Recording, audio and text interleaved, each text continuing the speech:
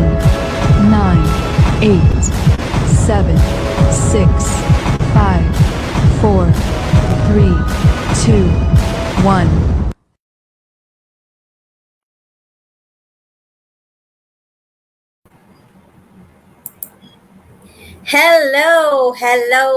Hello, everybody, and welcome to the July 15th episode of Lajja TV.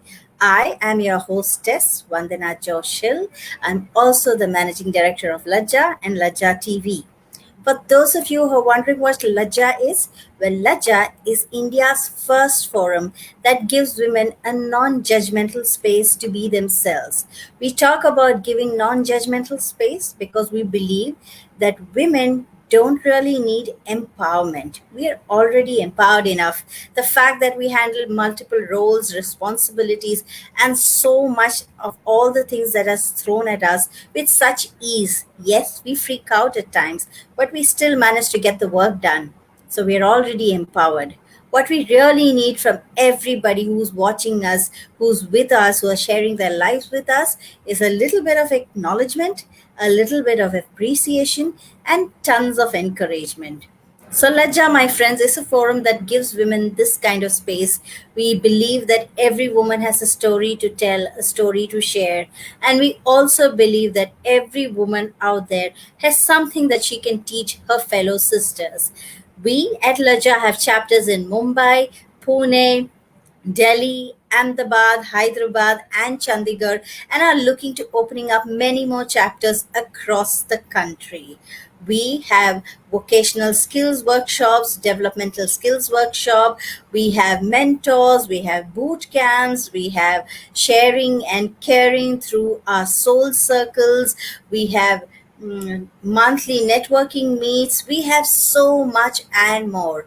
And all of this just for all the women out there who are looking for somebody to show them a thumbs up, who to put out a hand and pull them up to just say that you're worth it.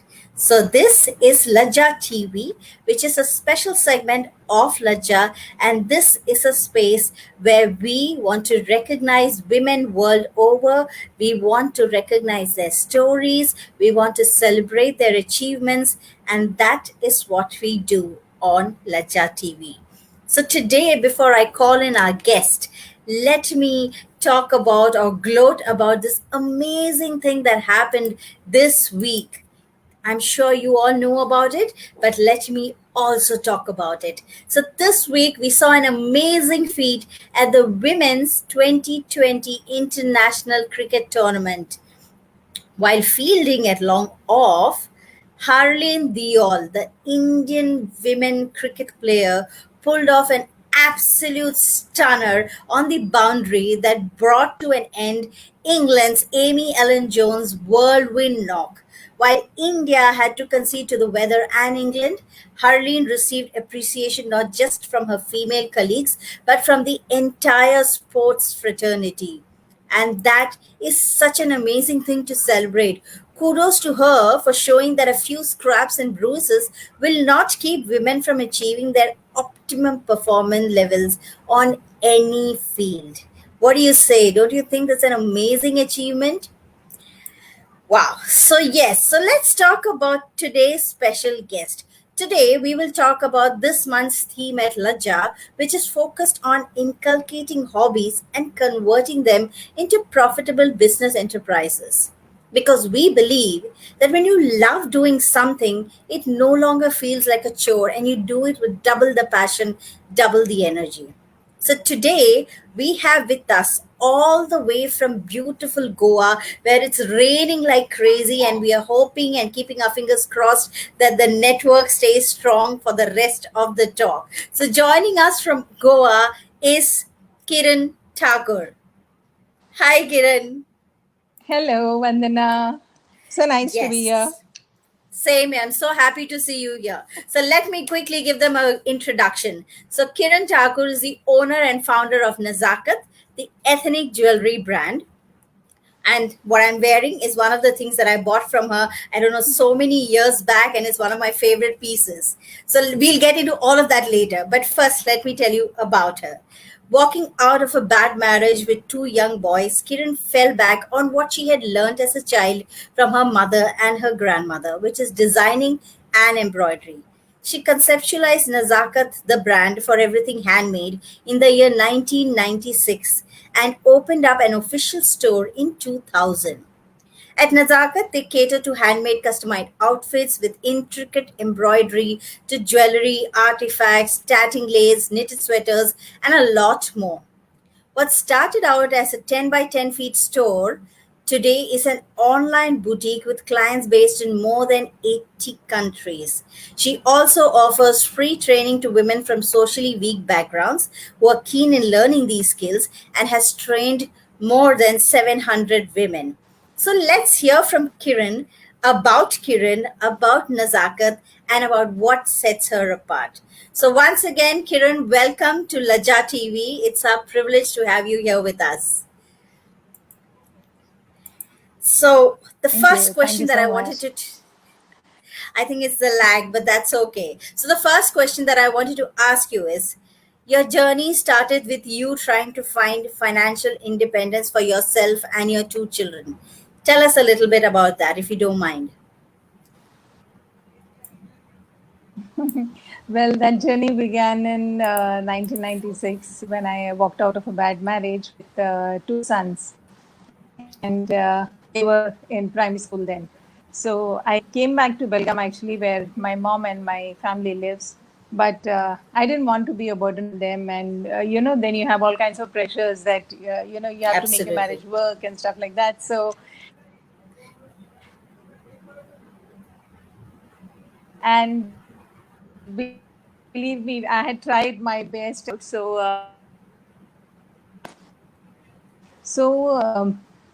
I audible? Yes, you're audible. Hello, Yes, yes, yes. Audible. can you hear me? Okay, okay. So when I came back to Belgaum, then the whole focus was on making money for sustenance. And the kids were small; they are schooling, my own expenses and stuff like that. And finding a job was not very difficult, but the kind of pay that they were offering would not have sufficed to take care, of three of us. So then I said, let's, focus on what I'm trained to do and what I'm passionate about. So the whole process, I mean, the whole concept of Nazakat was, conceptualized in 96. So we started off with hand embroidery, with knitting, with tatting, with whatever, I could do. And that's how the journey began. Wow, that's amazing, and it's so important that you mentioned that when you walked out of your bad marriage, it was so important to find sustenance for yourself, because when you are dependent on your family, yes, your family loves you, they're there for you, but somewhere that question does come that why can't you make your marriage work, or why can't you make a little bit of compromise, or Exactly. all of those things. So it's so important. I we at Laja, we keep saying that it's irrespective of the fact whether you're married, you're single, you walked out of a marriage, or you're divorced or whatever. Hmm. Financial independence is very important, especially in this day and age, It's a especially at must, yes. yes, especially at a times when we have something like the pandemic raging across the country, and you really don't know whether the person you're seeing today will be there tomorrow. Absolutely. We've Hmm. Financial independence is so important. Exactly. So all of you women who are listening to us, please take inspiration from Kiran and understand the importance of standing on your own 2 feet, right?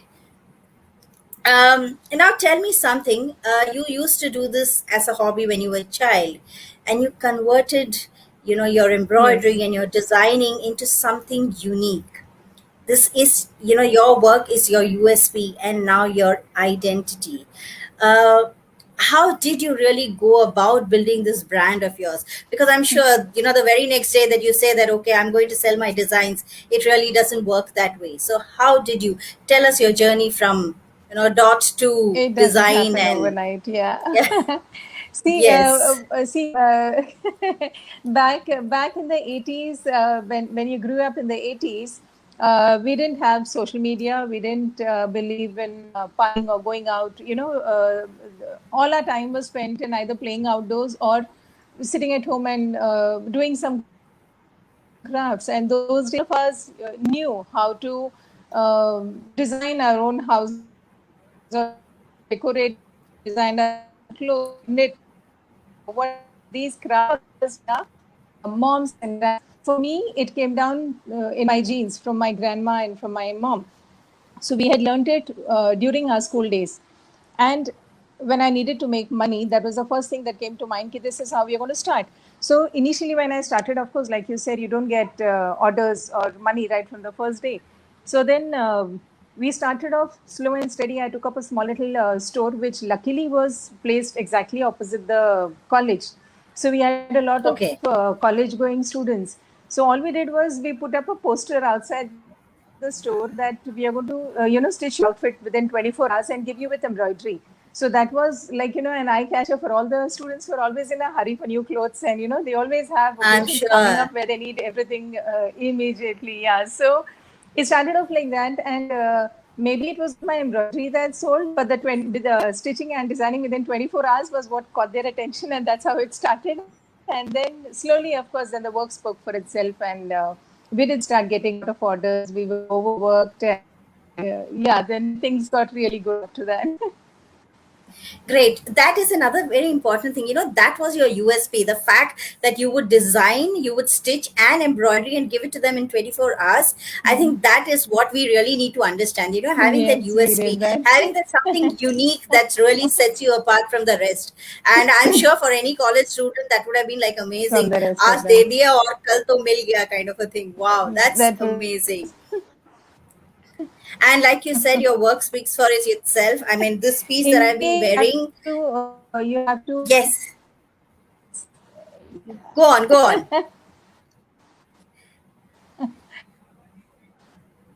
Go yeah, on, Kiran. This is initially all you about need you. to use these tricks just to draw attention of the clients and your buyers.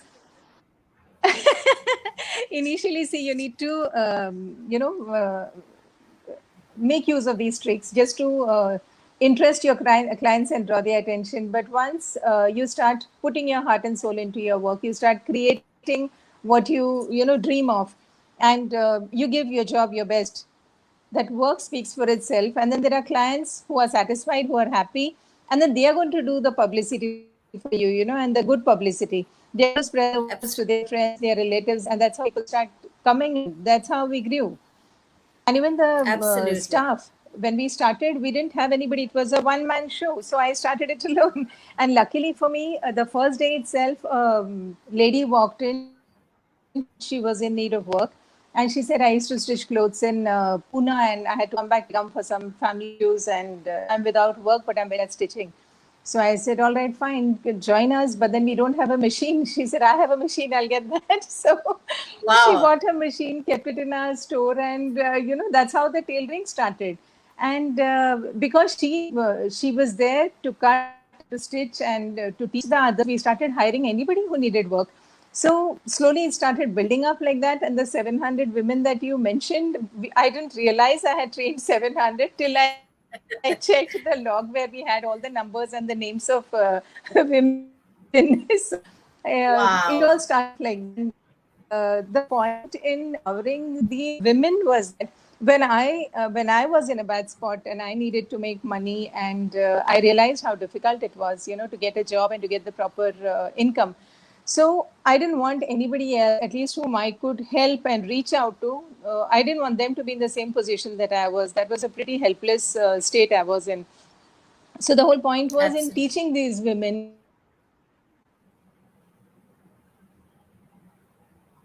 True, how true. to make some money and to be independent and stand up for themselves. And when a lady got her opinion in the house, then listen to her, whether we like how it works.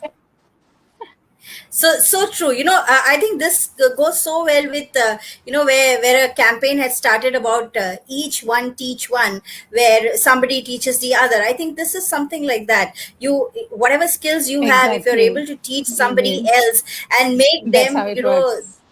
Yes, this is so amazing. And Hmm. I think this is something that everybody should Self-reliant, do. yes, yeah. Yes, this is so important for everybody to do. If you can, it's like Helping the saying, it's others. like, yeah, it's like saying that when you laugh or you share a joke, you spread that much happiness. I think if you have a skill and you can teach somebody, you spread that much of, what do you call, self sustenance, and you're talking about a sustainable environment like this, and it is so Yes, yes, important to do that. Wow, kudos to yes, you. yes, yes. I also noticed that you have brought in, those wicker baskets, the baskets made out of, weaving techniques. Yes. And it is so amazing to see that coming back That's, into yeah, that fashion. is, uh, see, these are, we sell two types of baskets. One is the jute and cotton ones, which are made in Karnataka. The other one is plastic. That's a very interesting story.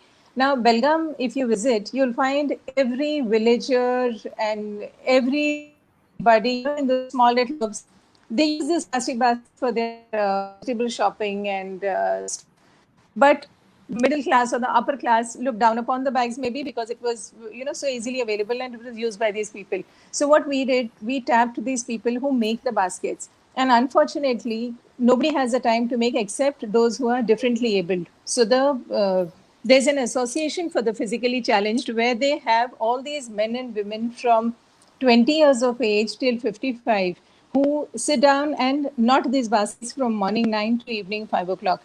And strangely, the baskets are handmade. They are so durable and sturdy, but doesn't have a good market in Belgium. People don't buy it except, the labor class maybe. So what we did was we managed to get them to knot those baskets in beautiful combinations of our choice. And what I do, I shouldn't be speaking about it, but then every month we donate about four big sacks of this wire, which we get from, we order from Chennai. So we donate this wire to these men and women over there and ask them to, just to keep them busy, especially during the pandemic because they had nothing to do. So once the bags Yes. are ready, then we buy it from them at their prices, and we market bags in Goa. And I'll tell you, it has reached so many countries. we have foreign nationals from so many countries. They buy it as a beach bag, they buy it as a shopping bag, they use it as a yoga bag, to name it. Some people have even used it as potters in their drawing room, with pots inside planters. Yes. So the Yes. whole look Wow. and the whole concept of the bag is changed. No, And absolutely. now I know what every you're talking about. person, every person over there is making bags. Kiran madam wants the bag, so we have to make it. And we have Oh, given them very easy combinations. They made with, say green and cream and maroon and cream and their combinations. So what I did, you have to use 9 or 10 colors in one bag. Can't go wrong. So we named it the rainbow bag. And the rainbow bag is ah, what sells like hotcakes. And these girls, you won't wow. believe, they have bought bikes, they have bought jewelry, they have, they wear clothes each time I Wow. go, and they just come to show me that. And it's so gratifying, so gratifying. Absolutely, absolutely. And I know these bags because I am from South India myself. And I've not seen it so much in Kerala, but I've seen it a lot in Tamil Nadu, and especially from the hill station in the Nilgiris. I've seen all of these, anybody who's anybody has these baskets at home. And even my grandmom has it. And I used to always, like you said, I used to always wonder, oh my God, this is so, low society or whatever. And now that when I see, shall I add you to the stream? Yeah, I think I'll remove you Yes, from yes. here. Yes, okay, sorry. So now when I see these Okay. basket Yeah. pictures in your, I was just saying that, I've seen these baskets in my grandmother's place. And like you said initially, I also used to think that, oh my God, this is Yes, yes. LS. But now when started seeing these pictures on your page, I realized just how beautiful they are, and they are so durable. I mean, you you name know it and you can do the whatever. best part is, I Yeah. And we have innovated, we have made boxes with covers, we have made laundry baskets, and we have made, square open box. The best part is, when I have seen people walking past my store in the mall, and then they stop and pause. Wow, I didn't know these bags would come from the streets and reach the mall one day. So I know. that's an Wow. achievement. Absolutely an achievement. And like you said, it is so gratifying when, It's all these very, women come yes. back to, It's yes, very yes, gratifying. absolutely. Uh, Okay, yes. now tell me, all of this jewelry that you design, and when I bought from you Hmm. a couple of years back. At that time, I did not see this kind of jewelry or these kind of Hmm. designs on. I never saw many, and I have this passion for buying stuff which is unique. But after I started buying from you, I realized that there are so These, many people who copy these designs, who make similar stuff. They sell it for less than the market price. What do hmm. you feel about that? And is it it's frustrating? How do you react? see, people say that when somebody copies, you take it as a compliment. It's highly irritating, let me tell you, to be very honest. It's very irritating because when a person copies a design, like, suppose this, I bought these beads from Himachal when I was there on a trip maybe 12 years back. The coins are vintage Afghan coins collected from somewhere else. These beads are from somewhere else. So, when you assemble the whole thing, you have a vision in your head, the piece is going to turn out like this. And you have an idea of what you want to create. And somebody tries to copy, they'll use cheap maroon big plastic beads, they'll use the fake coins which they market these days, and use turquoise, maybe raisin beads at the back, and try to create a replica of this, but it's like chalk and cheese. And then they put it up in the Yes. on their social media handles. And my clients bring it to my notice. They'll send me messages, Kiran, be careful, watermark your images, but nothing works. Nothing. They've Nothing tried it. works. You watermark, they make cheap replicas and they'll put it up. Yeah, see, usually it's quality that's so we have clients who have bought from us back in the day when we used to design, we stopped designing clothes. But even now, when people visit from Belgaum to Goa, they tell me, I still have your kurti or I still have that blouse you designed for me, and the embroidery isn't come off and all. So that is the end result. That is our reward. So I don't think I Yes, should bother for absolutely. people copying my designs. No, but you rightly said, it is very irritating, especially when people tell you, people copy from It's the best. Because at Lajja also, our founder Riddhi, no. and yes, Hmm. I found a Riddhi, and I get into these conversations where, sometimes we would have just launched an amazing idea, and a couple of weeks down, we see somebody else following Hmm. it, or copying the same thing. And of course, It's we, hmm. we'd be like tearing our hair out, saying, why, we put in months of, sleepless nights to get this, and Yes, suddenly, yes. yeah. So true, so true. It's just copied. you you already have somebody. Riddhi has said that I'm so looking forward to checking out those baskets. Yes, Riddhi, I think we will we should connect with Kiran and try to get as many baskets as possible for us too. Okay, now tell us, from Belgaum, you have shifted to Goa. Why that shift, and how has the response been in Goa? Yes, Goa is a place for tourists. You have people from all across the world coming down there. It's like the mecca for anybody who wants a swell Yes. time. So, why Goa, and how did you Hmm. reach Goa? See, Goa is very close to Belgaum, first of all. So, our entire childhood, all our summer vacations were spent in Goa. So, we loved the place right from the beginning. And Goa is such a place where you find 80% of those who have settled down in Goa are artists in their own way, artists, craft creators, musicians, directors, writers. Every third or fourth person you come across is, talented beyond your imagination, the kind of work they do. And everybody has come to Goa for the same reason because, they want their creativity to blossom and grow and magnify. And this is a mecca for all people talented. So we came here because we love.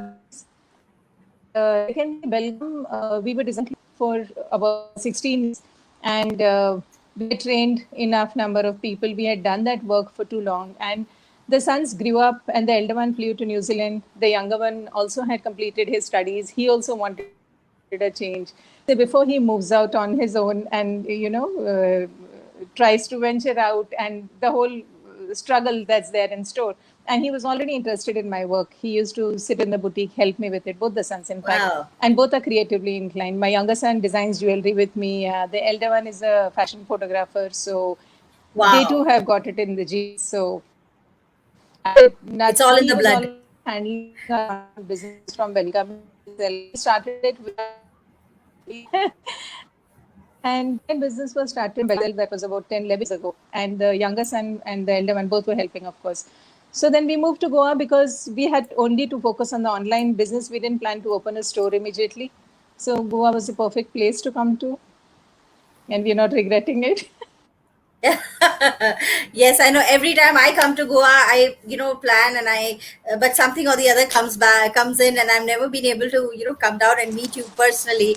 But your work I've been following since the first day that I bought, the first piece that I bought from you, and I have quite a few pieces from you. Actually, I was in a dilemma, wondering what to wear It was today. quite a bold man. Yeah. Yes. Now in Goa also, have you set up like a space where you train your women?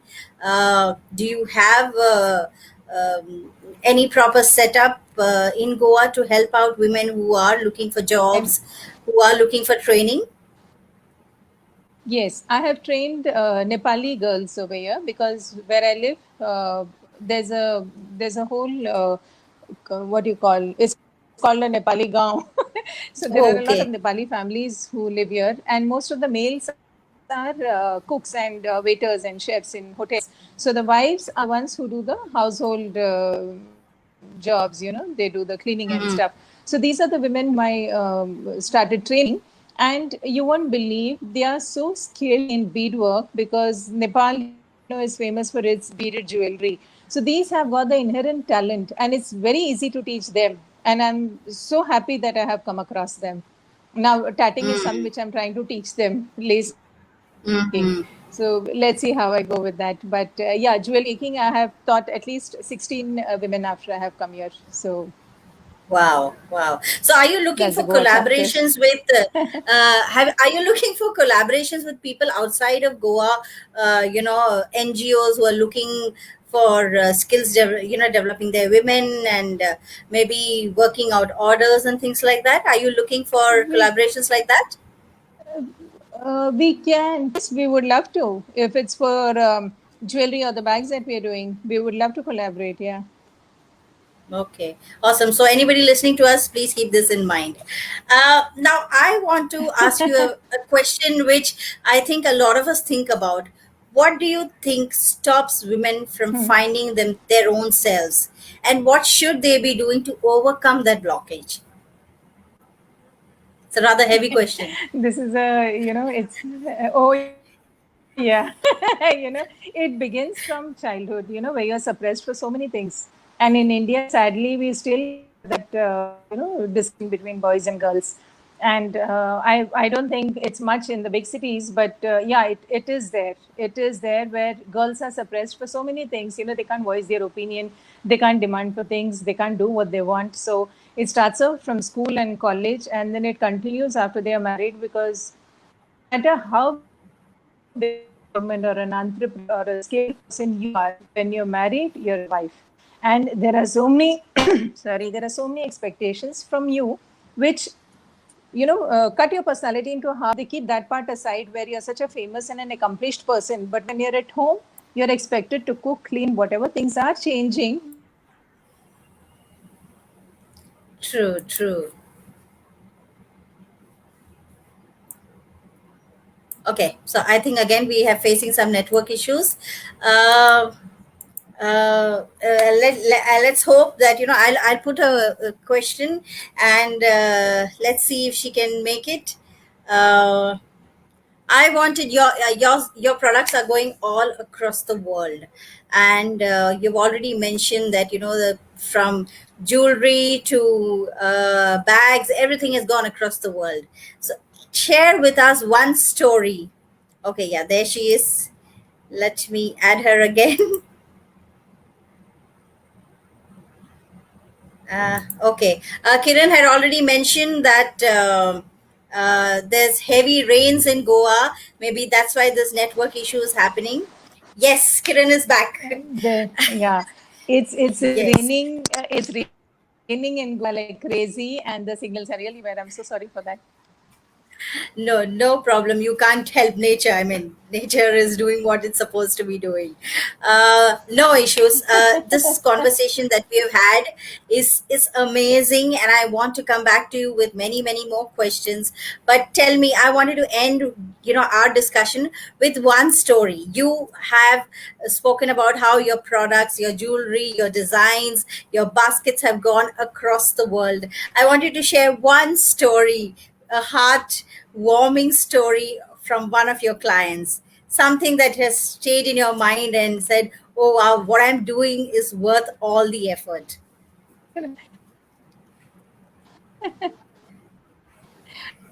Okay, there are so many stories, believe me. But what comes off the cuff, I'll tell you. There was one lady who was buying stuff from us based in Dubai. And she used to order jewelry online. We used to ship it to her. She used to resell it. She had a store over there. And it continued like this. One fine day, she calls me up. She says, I have to meet you. I have to see who the person is behind these lines, who's doing these, beautiful creations. And you won't Wow. believe she had a 8-year-old son whom she requested the neighbor to take care of. And she booked a weekend ticket. And Saturday morning she flew to Bombay. We didn't have Oh, yes. Oh, this is a good story which is getting disrupted by the network. I think we'll have to bring Kiran back again to hear this story. an airport at Oh, yes, tell me, airport. I heard the airport part. Yes.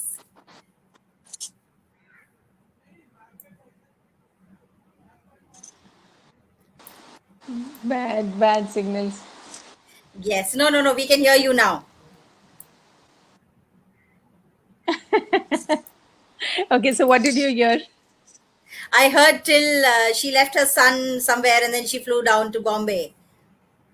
Yes, she asked her neighbor to take care of the 8-year-old son, and she flew to Bombay. She took a bus to Belgaum, and she came to the boutique, just met me, and flew back. She had just come all Wow. the way from Dubai just to see who the person was who was creating these designs. So Wow. there That are so is many stories something. like this which have touched my heart. Yeah, That is something. That yeah, is truly that's something. Kiran, I've had a wonderful time talking to you, and I'm sure there's so much same more here. that we can talk about. And, all I can say is I wish you loads and loads of luck and lots of love. And, that Thank smile and you. that infectious Thank you. laughter of yours, stays with you.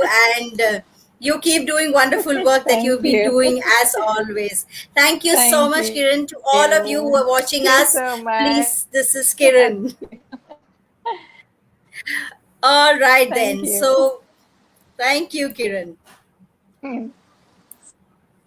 So, friends, how was that? That was the great, great, great, the wonderful, the chulbuli, the lady with the wonderful laughter. That was Kiran Thakur for you. I will share links to her page so that you can visit it and check out all the amazing jewelry that she has there. Let us now move on to the next segment here, where we celebrate another hardworking and inspiring Lajja Growth Platform member. And since July is the month where we are also celebrating doctors, who better from the LGP platform than our own doctor? Today, we are going to be shining the spotlight on the wonderful Dr. Meghavi Shah. She is an Ayurveda and Panchakarma practitioner and a qualified yoga instructor. Dr. Meghavi calls herself a health guide. She's a strong believer that our body and our mind has the power to heal us, and she helps us find a way to do that. She guides you through Ayurveda, yoga, mudra, access bars, back flowers, EFT technique, acupressure, and many more modalities. She's been practicing since the past 14 years, and you can connect with her through Laja or her individual Facebook page. So, that, my friends, is Lajja TV on this July 15th. It's raining over here, it's raining in Goa, but we were able and lucky enough to have a wonderful conversation with the beautiful Kiran Thakur. With that, I say bye bye for today, and I will be back again on August 1st with some more interesting news and other interesting guests and another spotlight on a Lajja Growth Platform member. So, till then, take care, stay safe. If you have to go out, please use your mask. Remember to get vaccinated. Stay healthy. Bye bye.